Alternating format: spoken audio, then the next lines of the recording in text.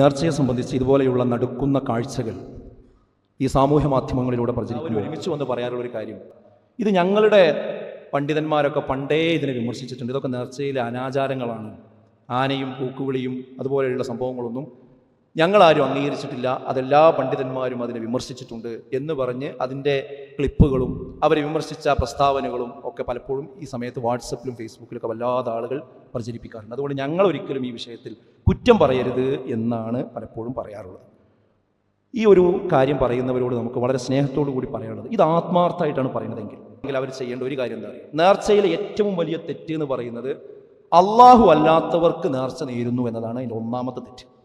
പടച്ചോനല്ലാത്തവർക്ക് നേർച്ച കൊടുക്കുന്നു. നേർച്ചപ്പെട്ടിമൊക്കെ എഴുതി വെക്കാറുള്ളത് ഓരോ വ്യക്തികളുടെ പേരാണ്, മരണപ്പെട്ടു പോയ ആളുകളുടെ പേരാണ്. അവിടെ നിന്ന് തിരുത്തു തുടങ്ങണം. രണ്ടാമത്തത്, ഖബർ സിയാറത്തിന്റെ മറവിൽ ആ ഖബറിടത്തിൽ വന്നുകൊണ്ട് അവിടെ ഉത്സവവും കൊടിയിറക്കവും ആനയും കൊണ്ടുവരുന്ന രീതി ഒരിക്കലും പാടില്ല. അവിടെ ശരിയായ ഖബർ സിയാറത്ത് ജനങ്ങൾക്ക് പഠിപ്പിച്ചു കൊടുക്കണം. ഇത് പറയുമ്പോൾ ആളുകളുടെ മനസ്സിൽ തിരയടിച്ച് വരാറുള്ള ഒരു കാര്യം, ഇവരൊക്കെ മഹാന്മാർക്ക് എതിരാണ്, മഹാന്മാർ ആദരിക്കേണ്ട ബഹുമാനിക്കേണ്ട, അവരെ ഖബറിങ്ങ പോകുന്നത് തെറ്റാണ് എന്നാണോ ഈ പറയുന്നത് എന്ന് ചോദിക്കാറുണ്ട്. ഒരിക്കലും അങ്ങനെ നമ്മൾ ആരും പറയില്ല. ഖബർ സിയാറത്ത് ഇസ്ലാമിൽ ഉള്ളതാണ്. അതിന് രണ്ട് ലക്ഷ്യമാണ്. ഒന്ന്, ഖബറിൻ്റെ അടുക്കൽ നമ്മൾ ചെല്ലുമ്പോൾ മരണത്തെക്കുറിച്ച് നമുക്ക് ഓർമ്മ ഉണ്ടാകാനാണ്. നമ്മൾ ഈ തിരക്ക് പിടിച്ച ജീവിതത്തിനിടയിൽ ഇങ്ങനെ ഓടുമ്പോൾ നമ്മുടെ ഒരു വാപ്പയുടെയോ അല്ലെങ്കിൽ നമ്മൾ മരണപ്പെട്ടു പോയ നമ്മുടെ അനുജൻ്റെയോ ജ്യേഷ്ഠൻ്റെയോ ഒക്കെ ഖബറിൻ്റെ അടുത്ത് ചെല്ലുമ്പോൾ, പടച്ചോനെ ഞാനും ഇതേപോലെ പോകേണ്ടവനാണല്ലോ, അതുകൊണ്ട് ഞാൻ വാശി പിടിക്കാൻ പാടില്ല, ഞാൻ ഒരിക്കലും അസൂയ ഉണ്ടാകാൻ പാടില്ല, ഞാൻ കിബർ കാണിച്ച് നടക്കാൻ പാടില്ല, ഞാൻ പടച്ചോനെ സൂക്ഷിച്ച് നടക്കണം, എപ്പോഴാണ് ഞാനും മരിച്ച് ഈ ഖബർക്ക് എത്തുമെന്ന് പറയാൻ കഴിയില്ല എന്ന ഒരു പരലോകത്തെ പറ്റിയും മരണത്തെക്കുറിച്ച് ഓർമ്മ ഉണ്ടാകലാണെന്ത് ഖബർ സിയാറത്തിൻ്റെ ഒരു ലക്ഷ്യം. രണ്ടാമത്തത്, ആ ഖബറാളിക്ക് വേണ്ടി അള്ളാഹുവിനോട് നമ്മൾ പ്രാർത്ഥിക്കേണ്ടതാണ്. ഈ രണ്ട് ലക്ഷ്യത്തിനാണ് നമ്മൾ അവിടെ പോകേണ്ടത്. അത് അനുവദിക്കപ്പെട്ടതാണ്. എന്നാൽ ഇന്ന് നടക്കുന്നത് ഈ രണ്ടിനും എതിരാണ്, ഈ രണ്ട് കാര്യത്തിനും എതിരാണ്. ഇന്ന് അവിടുത്തെ രംഗങ്ങൾ നമ്മൾ കാണുമ്പോൾ എന്താ, പരലോകത്തെയാണോ ഓർക്കുന്നത്, ദുനിയാവിനെയാണോ ഓർക്കുന്നത്? അവിടെ വലിയ വലിയ കറങ്ങുന്ന ഊഞ്ഞാലുകളാണ് നമ്മൾ കാണുന്നത്. അതുപോലെ തന്നെ മ്യൂസിക്കുകളാണ് നമ്മൾ കാണുന്നത്. ചെറുപ്പക്കാര് അവിടെ മദ്യപിച്ചും അല്ലാതെയും ഒക്കെ ചാടി കളിക്കുന്ന രംഗങ്ങളാണ് നമ്മൾ കാണുന്നത്. ഇതാണോ പരലോകബോധം പറയുന്നത്? നെഞ്ചത്ത് കൈവശങ്ങൾ ആലോചിക്കും. ഇതാണോ പരലോകബോധം? ഇതാണോ ഖബറിൽ നടക്കേണ്ട കാര്യം? നേരെ എതിരെ അല്ലാഹു റസൂൽ പറഞ്ഞു. ദുനിയാവിനെ കുറിച്ച് ഓർക്കുക മാത്രമല്ല, എല്ലാ ശൈത്താനിയത്തും നടക്കുന്ന സ്ഥലമായി അതിനെ മാറ്റി എന്നിട്ട് ഖബർ സിയാറത്തിന് പേരിടുകയും ചെയ്യാം. ഒന്നാലോചിച്ച് നോക്കി. പിന്നെ ആ ഖബറാളിയോട് പ്രാർത്ഥിക്കണം. ഞങ്ങൾ പ്രാർത്ഥിക്കണമെന്നില്ല എന്നൊക്കെ പറയും. പക്ഷേ അള്ളാഹിനോട് ചോദിക്കുന്നത് വേറെ ആരോട് ചോദിച്ചാലും എന്തായി, അത് ശിർക്കാണ്. യാതൊരു തർക്കമില്ല. പടച്ചവനോട് ചോദിക്കേണ്ടതാണ്, കുട്ടികളെ ചോദിക്കേണ്ടത്, സന്താനങ്ങളെ ചോദിക്കേണ്ടത്, രോഗം മാറാൻ ചോദിക്കേണ്ടത്, അതൊക്കെ അല്ലേ ഈ ഖബർ കിടക്കുന്ന ആൾക്കാരോട് ചോദിക്കുന്നത്. അപ്പൊ അള്ളാഹിനോട് ചോദിക്കണത് ചോദിച്ചെന്താ അവസ്ഥ?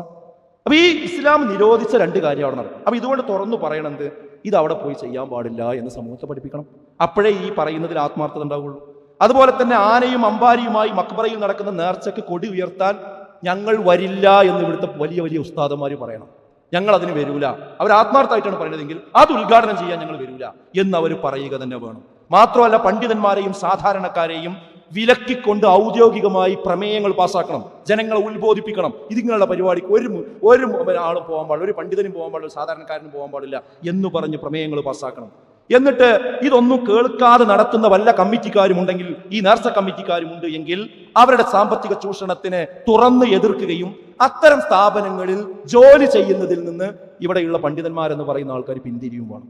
ഈ നേർച്ച ഈ രീതിയിൽ നടത്തുകയാണെന്നുണ്ടെങ്കിൽ ഞാൻ ആ പള്ളിയിൽ ഇനി ജുമയ്ക്ക് വരില്ല, അവിടെ ഖുതുബ ഞാൻ പറയില്ല, അവിടെ ഇമാമത്ത് ഞാൻ നിൽക്കില്ല, അവിടുത്തെ മദ്രസയിൽ ഞാൻ പഠിപ്പിക്കില്ല എന്ന് ഇവിടുത്തെ ഉസ്താദന്മാർ തീരുമാനിച്ച കമ്മിറ്റിക്കാർക്ക് എന്താ ചെയ്യാൻ പറ്റുക? ഒന്നും ചെയ്യാൻ കഴിയില്ല. ആ രീതിയിലുള്ള ഒരു നിലപാടിലേക്ക് എന്ത് ചെയ്യണം, ആളുകൾ വരേണ്ടതുണ്ട്. ഒരു കാരണവശാലും അവരെ മതപരമായ രീതിയിൽ മറ്റു കാര്യങ്ങൾക്കും തന്നെ അവിടെ ഒരു കാലം ജോലിക്ക് നിൽക്കാൻ പാടില്ല. അപ്പൊ കമ്മിറ്റിക്കാരെന്ത് ചെയ്യും? ഒരിക്കലും ഈ രീതിയിൽ പോകാൻ കഴിയില്ല. ഇനി ആരെങ്കിലും അത് പാലിക്കാത്തവരുണ്ട് എങ്കിൽ ആ പള്ളിയിൽ അവരെ തുടരാതിരിക്കുന്ന സാഹചര്യം ഒക്കെ ഉണ്ടാവും.